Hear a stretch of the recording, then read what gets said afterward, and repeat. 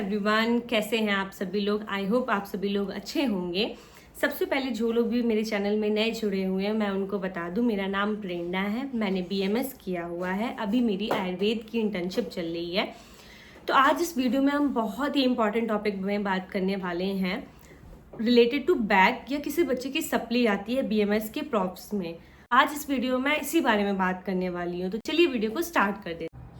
तो सबसे पहले जिन लोगों की भी बैक आई है या उन्हें ऐसा लगता है कि बैक आ सकती है किसी भी ईयर में, चाहे वो फर्स्ट ईयर में हो, चाहे सेकंड ईयर में हो, चाहे थर्ड ईयर में हो, चाहे वो फोर्थ ईयर में हो, घबराने वाली कोई भी बात नहीं है। कोई भी बैक ऐसी नहीं होती जो क्लियर नहीं हो सकती, या कोई भी एग्जाम ऐसा नहीं होता जो आप क्लियर नहीं कर सकते अगर आप उसमें मेहनत करते हैं तो सबसे पहले इस वीडियो का बनाने का मकसद ही मेरा ये है कि घबराना तो बिल्कुल भी नहीं है। कि मतलब मोस्ट ऑफ द स्टूडेंट्स ये फेस करते हैं, हर किसी की कभी ना कभी तो एक ना एक बैक आई होती है। और इवन अगर किसी बच्चे की पूरे सब्जेक्ट्स में भी बैक है, तब भी मैं कहती हूँ कि आपको होप नहीं छोड़ना है। आपको ये उम्मीद बिल्कुल नहीं छोड़नी है कि नहीं मेरे से नहीं होगा और मैं BMS छोड़ दूँ क्या, ऐसे थॉट्स लेके नहीं आने हैं। ठीक है, दिमाग में ये सब चीज़ें नहीं सोचना है। तो इसी चीज़ के लिए मैंने ये एक वीडियो बनाया हुआ है, अपनी सप्ली को कैसे क्लियर कर सकते हो करंट ईयर के सब्जेक्ट्स के साथ। ठीक है, तो मैंने यहाँ पर आप देख रहे हो कि 2 कॉलम बनाए हैं, एक बैक ईयर के सब्जेक्ट्स, एक करंट ईयर के सब्जेक्ट्स। ठीक है, BMS में 4 प्रॉफ होते थे CCIM के अकॉर्डिंगली, बट NCISM के अकॉर्डिंगली 3 ही प्रॉफ होते हैं, first year, second year and third year. ठीक है, तो हमारे टाइम पे फोर्थ ईयर में भी सब्जेक्ट्स थे जो अब मर्ज कर दिए गए थर्ड ईयर में, और थर्ड ईयर के कुछ सब्जेक्ट्स मर्ज कर दिए गए सेकेंड ईयर में।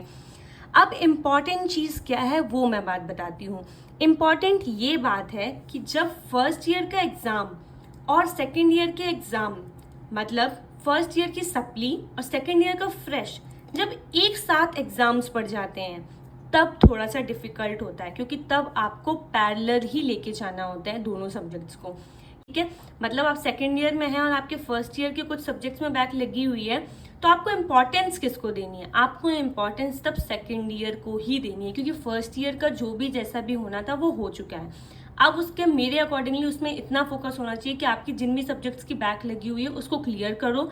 अच्छे नंबर से क्लियर करना चाहते हैं तो वैसे क्लियर करो, बट पास होना इज मैंडेटरी, क्योंकि वो एक सप्ली आपके दिमाग में बहुत दिन तक आपको परेशान कर सकती है।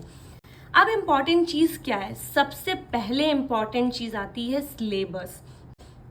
दूसरी इंपॉर्टेंट चीज़ आती है हमारी प्रीवियस ईयर के क्वेश्चन पेपर। ठीक है, दोनों ही ईयर की मैं बात कर रही हूँ। अगर आपकी बैक लगी है उसके सिलेबस की भी, और जो करंट ईयर आपका चल रहा है उसके सिलेबस की भी, आपको दोनों को साथ लेके चलना है। अगर आपके एग्जाम साथ में पढ़ने वाले हैं, अगर साथ में नहीं पढ़ने वाले हैं तो आप सेकेंड ईयर को जिस कॉलेज में जैसे पढ़ाया जा रहा है वैसे हिसाब से भी पढ़ सकते हैं, और या फिर उसको थोड़ा कम समय दे के अपना जिसमें बैक लगी हुई है उसके एग्जाम की प्रिपरेशन ज़्यादा टाइम तक के लिए कर सकते हैं। ठीक है, थर्ड इंपॉर्टेंट चीज़ आती है टाइम मैनेजमेंट, कि आपको टाइम मैनेजमेंट बहुत इंपॉर्टेंट रोल करता है। आपको इस तरीके से अपना टाइम मैनेज करना है कि आपके सारे टॉपिक्स कवर हो जाए, आपका टाइम वेस्ट ना हो, और आप एक क्वालिटी टाइम दे पाए अपनी स्टडी को रादर देन क्वांटिटी से। ठीक है, थर्ड पॉइंट मैंने 3 पॉइंट का बनाया हुआ है। पहला कि आपको सिर्फ पास होना है। ठीक, 3 चीज़ें ही हमारे दिमाग में आती हैं कि आपको प्रॉफ में सिर्फ पास होना है, या अच्छे नंबरों से पास होना है, या फिर टॉप करना है। तीनों का अप्रोच करने का तरीका डिफरेंट है। देखो, आप एक तरीके से तीनों चीज़ें नहीं हासिल कर सकते हैं। अब पास होने के लिए सबसे इंपॉर्टेंट चीज़ अगेन सिलेबस। मैं अभी दिखाऊंगी भी कि सिलेबस क्यों इंपॉर्टेंट है। सेकंड, प्रीवियस ईयर के क्वेश्चन पेपर। अब मैंने प्रीवियस ईयर के क्वेश्चन पेपर की बात क्यों की है? सबसे पहली चीज़ क्या होती है कि हम अपनी थ्योरी बुक्स को पढ़ते हैं फर्स्ट ईयर में। ठीक है, हमें उतने अच्छे से समझ में नहीं आ रहा होता है बच्चों को कि क्या कैसे पढ़ना है, क्या नहीं पढ़ना है। हम थ्योरी पढ़ते रहते हैं, बट हमें एक वे तो समझ में आती ही नहीं है। एग्जाम का पर्पस कैसा है, एग्जाम का प्रेजेंटेशन कैसा रहेगा, ये सारी चीज़ें हमें नहीं समझ में आती। वो सब चीज़ें आपको समझ में कैसे आएंगी? प्रीवियस ईयर के क्वेश्चन पेपर देखने से। ठीक है, पैटर्न पता चलता है। सबसे पहली चीज़, सबसे पहले क्या आपको पता चलेगा कि पैटर्न कैसा होता है क्वेश्चन पेपर का, कितने क्वेश्चंस आते हैं। ठीक है, क्वेश्चन किस तरीके से हैं, जैसे शॉर्ट क्वेश्चंस हैं, वेरी शॉर्ट क्वेश्चंस हैं, MCQ है, या फिर लॉन्ग आंसर में है। ठीक है, हमारे टाइम पे MCQ नहीं होता था। हमारे टाइम पे 2 नंबर के वेरी शॉर्ट क्वेश्चन आंसर आते थे, उसके बाद 5 मार्क्स के शॉर्ट आंसर आते थे, और फिर लॉन्ग आंसर आते थे 15 और 20 मार्क्स के। ठीक, इसके बाद प्रीवियस ईयर के क्वेश्चन पेपर से हमें ये भी पता चलता है कि हमारे इम्पॉर्टेंट टॉपिक्स क्या हैं। ठीक है। उसके बाद एक इम्पॉर्टेंट चीज जिसको मैं बहुत ही ज्यादा फोकस करती हूँ वो है नोट्स। तो उसके लिए आपको नोट्स कैसे बनाने हैं, बहुत ही शॉर्ट नोट्स बनाने हैं। और क्या कोशिश करनी है कि आप जो 2 पेज होते हैं ना हमारी कॉपी के, लाइक इस तरीके से जो मिड वाला पेपर होता है, ज्यादा से ज्यादा कोशिश करो कि शॉर्ट मतलब 2 ही पेपर में ज्यादा से ज्यादा टॉपिक कवर कर पाओ। या 1 पेज आप इस तरीके का पढ़ रहे हो तो इसमें कम से कम 4 टॉपिक्स कवर हो जाए। इससे क्या होता है ना, मुझे ऐसा लगता है कि आपके पास थोड़ा सा ना मेंटली बर्डन कम होता है कि अच्छा मुझे सिर्फ 2 ही पेज पढ़ने हैं, और 2 पेज में कितने सारे टॉपिक्स कवर हैं ये आप खुद जानते हो। चलो अब मैं आपको अपने सिलेबस की इंपॉर्टेंस बताती हूँ। अब ये आप देख रहे हो, ये मेरे 3rd ईयर का सिलेबस है, ठीक है। CCIM के अकॉर्डिंगली ये मेरे 3rd ईयर का सिलेबस है स्वास्थ्यविद का, ठीक।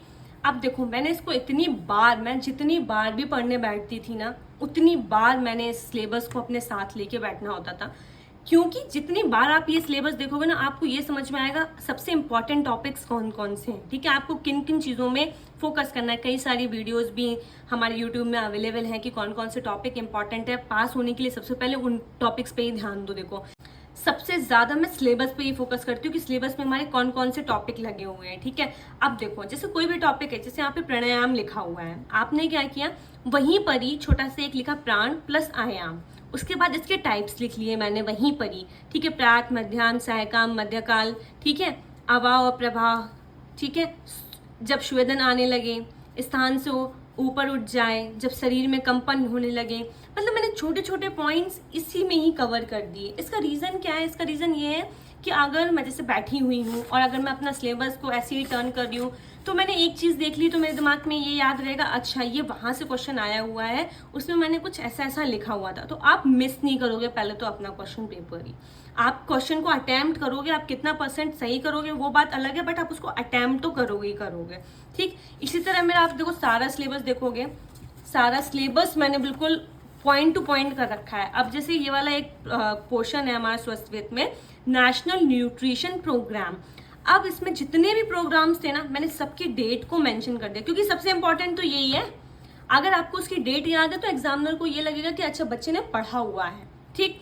अब आपके पास इतने शॉर्ट में लिखा हुआ है तो आप एक जब भी सिलेबस को टर्न करोगे आपके दिमाग में आ जाएगा नेशनल लेप्रोसी एरेडिकेशन प्रोग्राम कब स्टार्ट हुआ था, 1955 में स्टार्ट हुआ था। आगे बात समझ में।